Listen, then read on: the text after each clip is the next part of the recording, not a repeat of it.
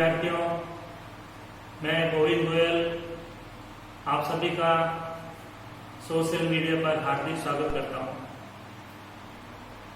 तो फिजिक्स की क्लास को आगे बढ़ाते हैं। कल लास्ट क्लास में अपन ने विभवांतर का प्रकाश विद्युत धारा पर प्रभाव पढ़ लिया था। आज अपन लास्ट आवर्ती का प्रभाव देखते हैं। प्रकाश विद्युत धारा पर आवर्ती का प्रभाव।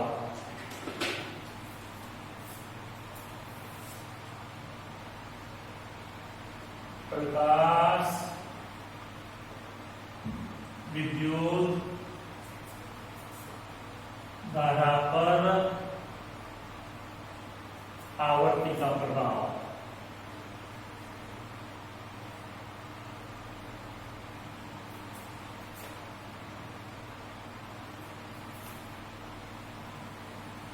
और बोर्ड में ये सवाल पूछे भी जाते हैं।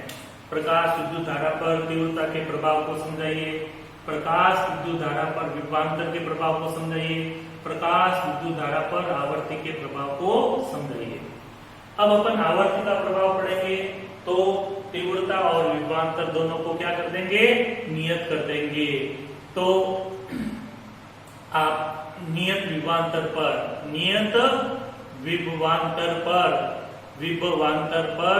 आपतित प्रकाश की तीव्रता को नियत रखकर आवर्ती को 0 से बढ़ाते हैं, आवर्ती को 0 से बढ़ाते हैं। तो प्रारंभ में शुरू में प्रकाश विद्युत धारा प्राप्त नहीं होती है, प्रकाश विद्युत धारा का प्रवाह नहीं होता है, माइक्रोमीटर में कोई विक्षेप नहीं आता है। अब जैसे ही अपन धीरे धीरे आवर्ती को बढ़ाते हैं, आवर्ती का एक निश्चित मान आता है, फिक्स वैल्यू आती है, उस पर प्रकाश विद्युत धारा का प्रवाह शुरू होता है। उस आवर्ती पर प्रकाश विद्युत धारा का प्रवाह शुरू होता है। उस आवर्ती को आगे जाके अपन देहली आवर्ती कहेंगे, देहली आवर्ती या अंतक आवर्ती कहेंगे। अब उस देहली आवर्ती के बाद में जहां पर प्रकाश विद्युत धारा का प्रवाह शुरू होता है, उसके बाद में अपन जैसे जैसे आवर्ती को बढ़ाएंगे प्रकाश विद्युत धारा का मान भी बढ़ेगा। जैसे जैसे आवर्ती को बढ़ाएंगे उस देहली आवर्ती के बाद में, निश्चित आवर्ती के बाद में जैसे जैसे आवर्ती को बढ़ाएंगे प्रकाश विद्युत धारा का मान भी बढ़ेगा। और एक निश्चित आवर्ती के पश्चात कुछ समय पश्चात प्रकाश विद्युत धारा का मान क्या हो जाता है, स्थिर हो जाता है।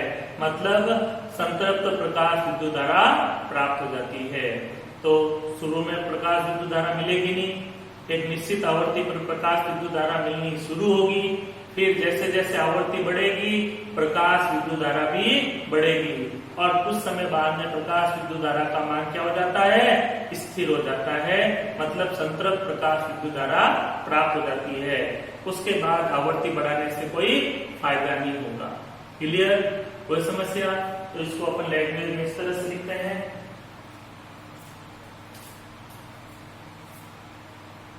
निश्चित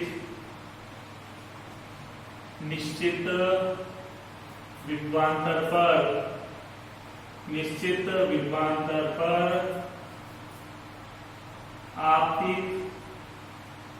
आपतित प्रकाश की तीव्रता को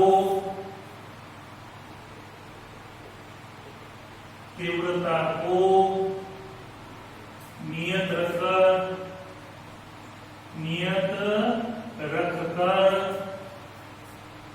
आवर्ती के मान को आपतित प्रकाश की आवर्ती को 0 से बढ़ाते हैं, 0 से बढ़ाते हैं, 0 से बढ़ाते हैं।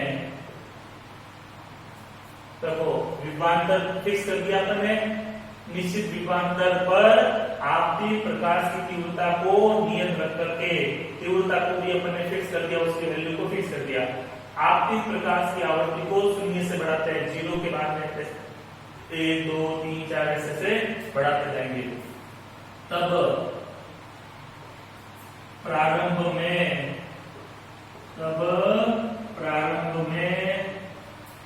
प्रकाश विद्युत धारा का प्रवाह नहीं होता है।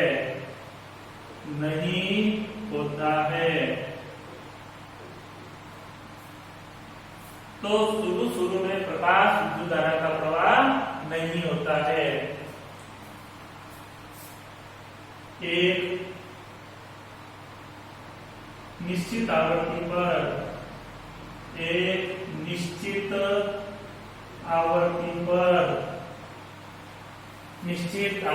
पर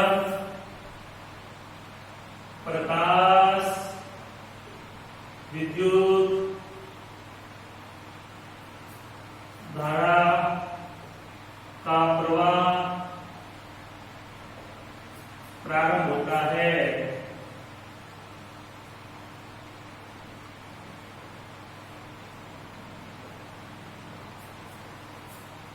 एक निश्चित आवृत्ति पर प्रकाश विद्युत धारा का प्रवाह प्रारंभ होता है।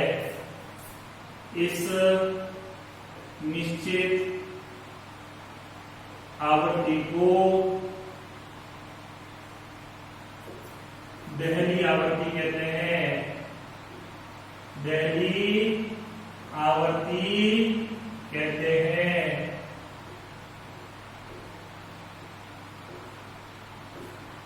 इस निश्चित आवृत्ति को देहली आवृत्ति कहते हैं। इस आवृत्ति के पश्चात आवृत्ति बढ़ाने पर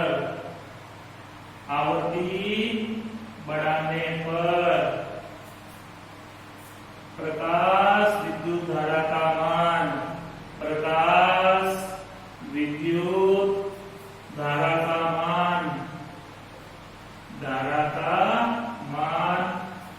बढ़ता है तथा कुछ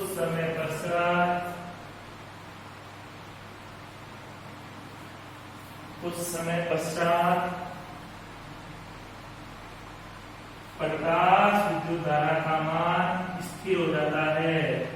प्रकाश विद्युत धारा का मान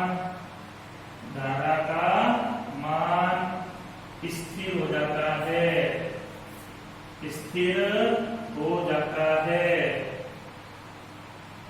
अर्थात संतृप्त प्रकाश विद्युत धारा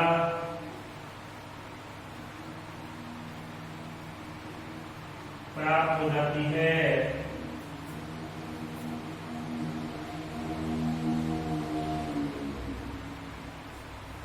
अर्थात संतृप्त प्रकाश विद्युत धारा प्राप्त हो जाती है। तो प्रकाश विद्युत धारा पर आवर्ती का प्रभाव, तो निश्चित विभवांतर पर आपतित प्रकाश की तीव्रता को नियत रखकर, स्थिर रखकर आपतित प्रकाश की आवर्ती को बढ़ाते हैं, शून्य से बढ़ाते हैं। तो प्रारंभ में प्रकाश विद्युत धारा का प्रवाह नहीं होता है। एक निश्चित आवृत्ति, जिसे आगे जाकर अपन देहली आवृत्ति कहेंगे, उस देहली आवृत्ति पर प्रकाश विद्युत धारा का प्रवाह प्रारंभ होता है और उस आवृत्ति के पश्चात आवृत्ति बढ़ाने पर प्रकाश विद्युत धारा का मान बढ़ता है और उसके पश्चात कुछ समय पश्चात प्रकाश विद्युत धारा का मान स्थिर हो जाता है, मतलब संतृप्त प्रकाश विद्युत धारा प्राप्त हो जाती है। तो प्रकाश विद्युत धारा पर आवर्ती का प्रभाव समझ आ गया? कोई समस्या याद रह जाएगा? कोई क्लियर? तो इसको इस तरह से याद रख सकते हैं कि शुरू में अपनी क्लास शुरू होती है, अपन पढ़ते ही नहीं है, नंबर आते ही नहीं है।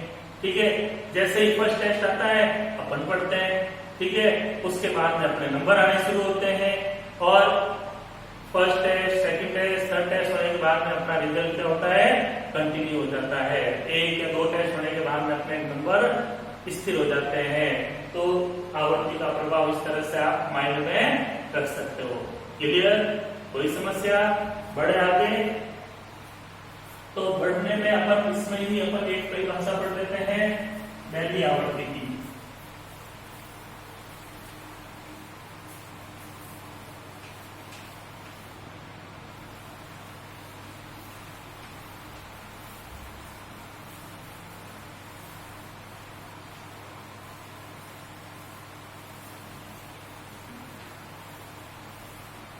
इंपॉर्टेंट परिभाषा एग्जाम में आती रहती है।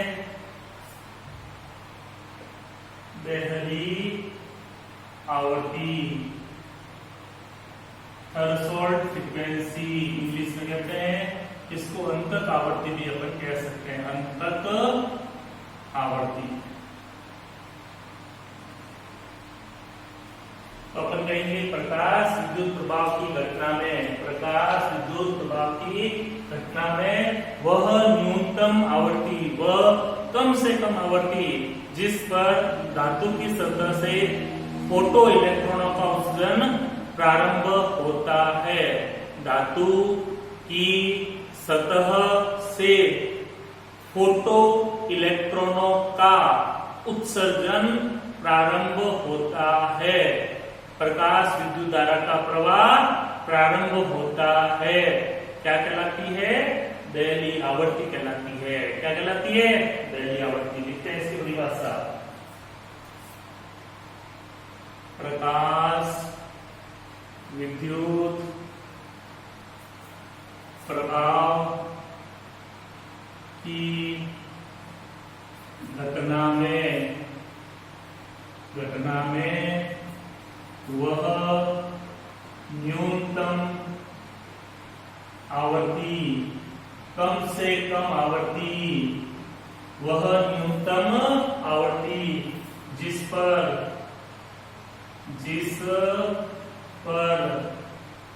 धातु की सतह से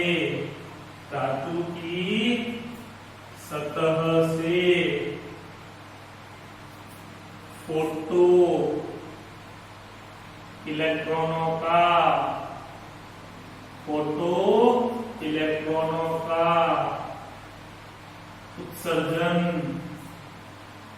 उत्सर्जन प्रारंभ होता है।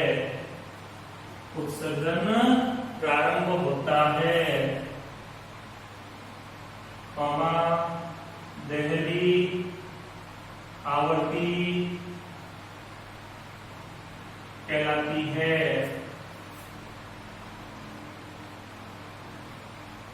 डेली आवर्ती कहलाती है। डेली आवर्ती को न्यू नॉट से प्रदर्शित करते हैं। किससे प्रदर्शित करते हैं? न्यू नॉट से। न्यू आवर्ती, वी को डांस करता हुआ बना दो और नीचे गोला बना दो, वो बना दो। न्यू नॉट से प्रदर्शित करते हैं। डेली आवर्ती का मात्रक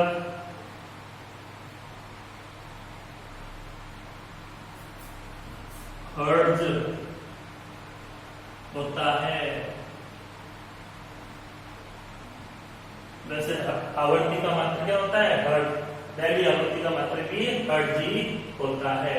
तो इम्पोर्टेंट परिभाषा है, वेरी मोस्ट इम्पोर्टेंट परिभाषा आती रहती है।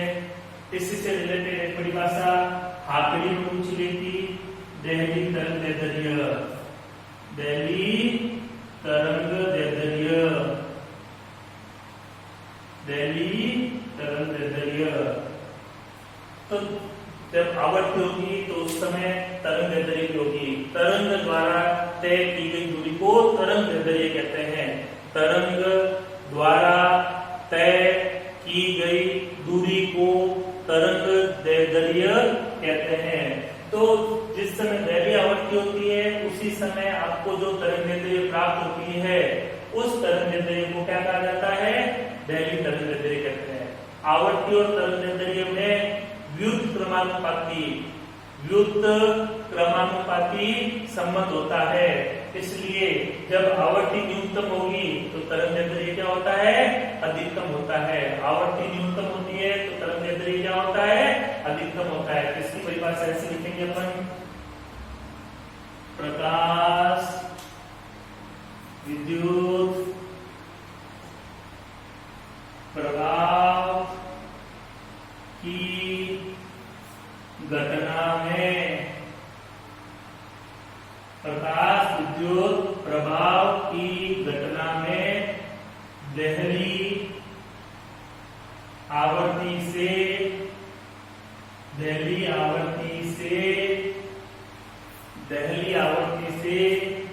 संबंधित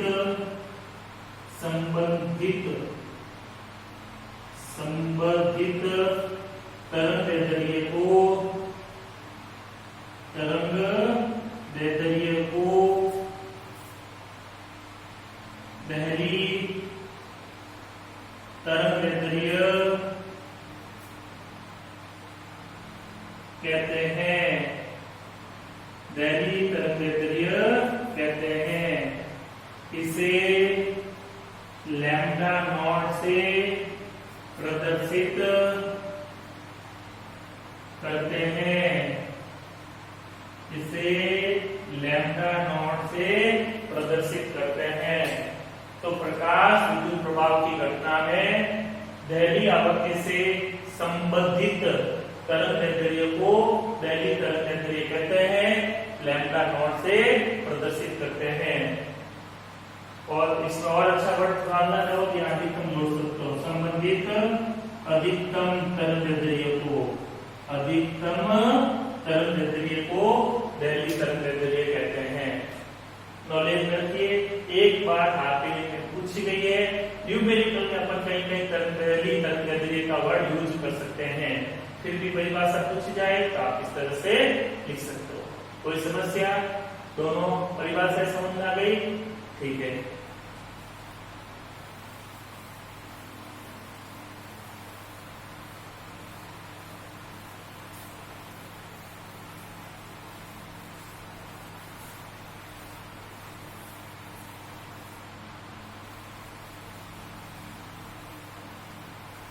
आगे बढ़ते हैं अपन और निरोधी विभव पर, निरोधी विभव पर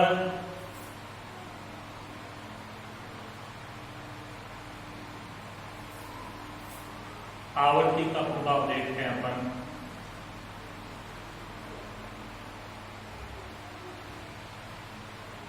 निरोधी विभव पर आवर्ती का प्रभाव पढ़ चुके हैं। निरोधी विभव वह ऋणात्मक विभव जिस पर प्रकाश विद्युत धारा का मान शून्य हो जाता है, निरोधी विभव कहलाता है। तो अपन वही काम करेंगे यहाँ पे भी कि तीव्रता को नियत करेंगे और आवृत्ति को बढ़ाएंगे। आवृत्ति को बढ़ा करके निरोधी विभव के मान प्राप्त करते हैं। प्रमाण मिलने के बाद में निरोधी विभव और आवृत्ति के बीच में ग्राफ बनाएंगे। तो कैसा ग्राफ बनता है देखते हैं अपन।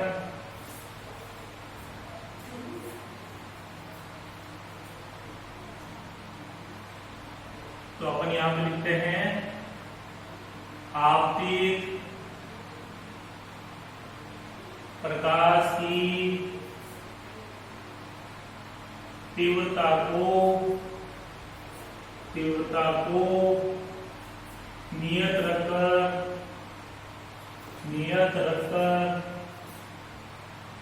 आवृत्ति के मान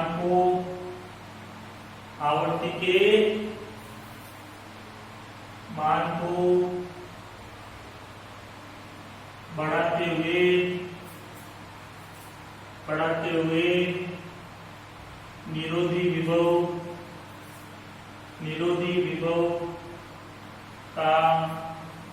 मान प्राप्त करते हैं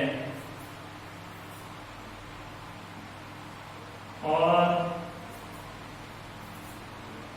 निरोधी विभव तथा आवर्ती के मध्य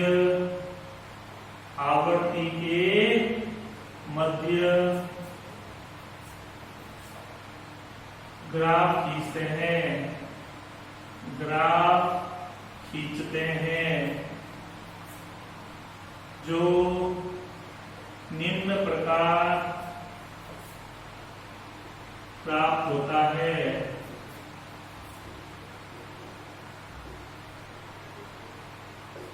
तो बनाते हैं अपन ग्राफ। ये इस तरह का ग्राफ मिलेगा आपको। ये इस अक्ष पे ली हुई आवर्ती और इस अक्ष पे लेते हैं अपन निरोधी विभव।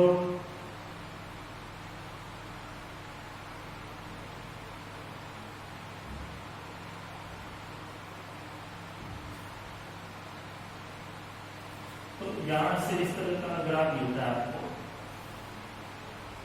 तो पीछे की ओर बढ़ाते हैं। ये आवृत्ति होती है न्यू नॉट दैली आवृत्ति पर। तो दैली आवृत्ति पर निरोधी विभव का मान 0 मिलता है। उसके बाद देखो आवृत्ति बढ़ने पर निरोधी विभव का मान भी समानुपाती रूप से बढ़ता है। इस ग्राफ से दो बातें पता चलती है। एक तो निरोधी विभव आवृत्ति के समानुपाती होता है, दूसरा दैली आवृत्ति पर निरोधी विभव का मान 0 होता है। ध्यान रखें कि ग्राफ से निम्न दो निष्कर्ष प्राप्त होते हैं।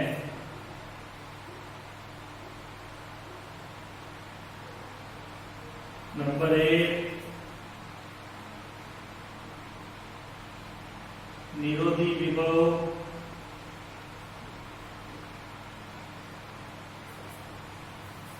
आवृत्ति के समानुपाती होता है।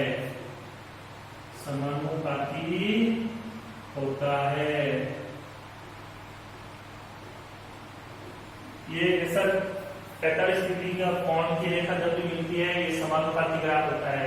ऐसा ग्राफ जिन राशियों में भी बनता है वे राशियां आपस में समानुपाती होती है। क्लियर? सेकेंड, निरोधी विभव पर दहली आवृत्ति पर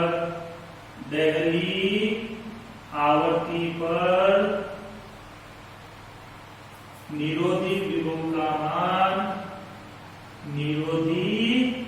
विभव का मान 0 होता है।